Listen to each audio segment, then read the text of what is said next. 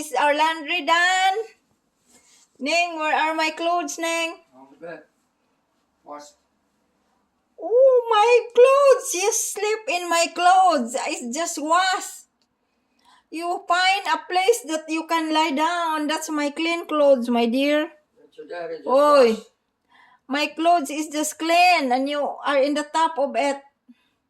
Hi everyone, do you have a cat like this?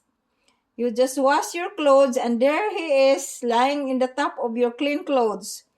Oh, this cat is really, you are spoiled. You cannot find something, you have your bed there and you went to my clothes. Huh?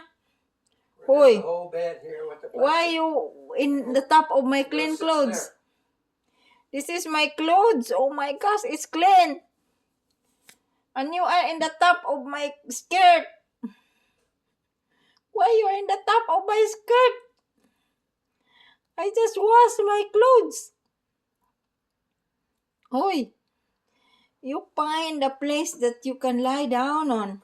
Have you had a cat like this, everyone, that once you wash your clothes, he wants to lie down in the top of that clothes? Wow, this is very interesting cat. You give me a lot of works to do. And you are a very spoiled cat. Oi, you are a spoiled cat.